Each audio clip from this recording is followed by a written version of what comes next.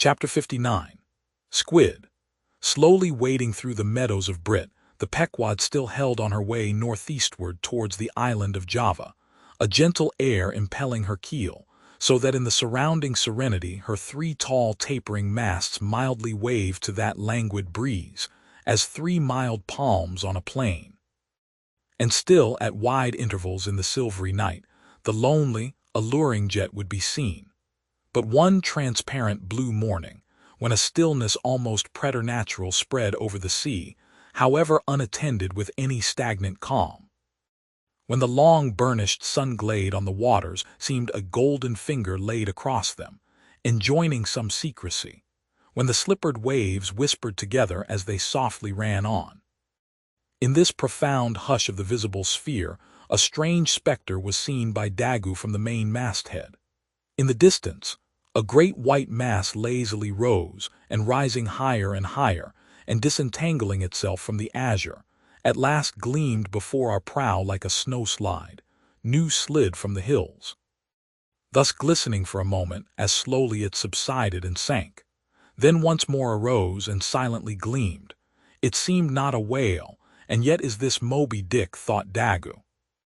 Again the phantom went down, but on reappearing once more with a stiletto-like cry that startled every man from his nod, the negro yelled out, there again, there she breaches, right ahead. The white whale, the white whale. Upon this, the seamen rushed to the yardarms, as in swarming time the bees rushed to the bows.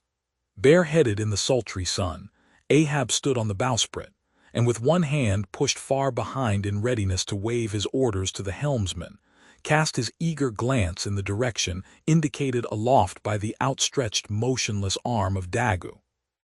Whether the flitting attendance of the one still and solitary jet had gradually worked upon Ahab, so that he was now prepared to connect the ideas of mildness and repose with the first sight of the particular whale he pursued.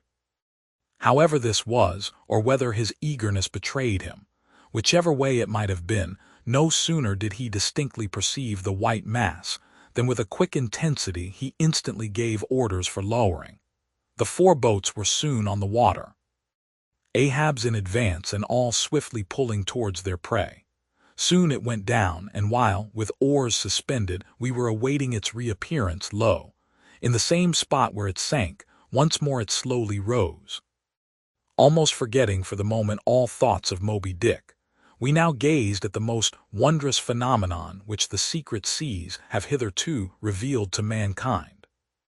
A vast pulpy mass, furlongs in length and breadth, of a glancing cream color, lay floating on the water, innumerable long arms radiating from its center, and curling and twisting like a nest of anacondas, as if blindly to clutch at any hapless object within reach.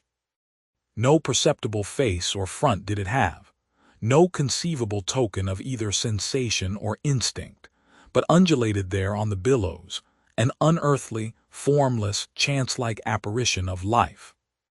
As with a low sucking sound it slowly disappeared again, Starbuck still gazing at the agitated waters where it had sunk, with a wild voice exclaimed, "Almost rather had I seen Moby Dick and fought him, than to have seen thee, thou white ghost." "What was it, sir?" said Flask. "The great live squid, which, they say, few whale ships ever beheld, and returned to their ports to tell of it." But Ahab said nothing. Turning his boat, he sailed back to the vessel, the rest as silently following. Whatever superstitions the sperm whalemen in general have connected with the sight of this object, certain it is, that a glimpse of it being so very unusual, that circumstance has gone far to invest it with portentousness. So rarely is it beheld, that though one and all of them declare it to be the largest animated thing in the ocean, yet very few of them have any but the most vague ideas concerning its true nature and form. Notwithstanding, they believe it to furnish to the sperm whale his only food. For though other species of whales find their food above water, and may be seen by man in the act of feeding, the spermaceti whale obtains his whole food in unknown zones below the surface. And only by inference is it that anyone can tell of what precisely that food consists. At times, when closely pursued, he will disgorge what are supposed to be the detached arms of the squid. Some of them thus exhibited exceeding 20 and 30 feet in length.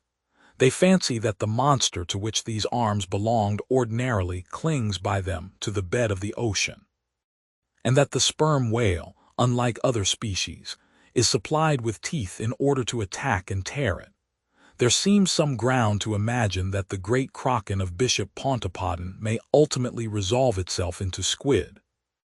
The manner in which the bishop describes it, as alternately rising and sinking, with some other particulars he narrates, in all this the two correspond. But much abatement is necessary with respect to the incredible bulk he assigns it. By some naturalists who have vaguely heard rumors of the mysterious creature here spoken of, it is included among the class of cuttlefish, to which, indeed, in certain external respects it would seem to belong, but only as the anak of the tribe.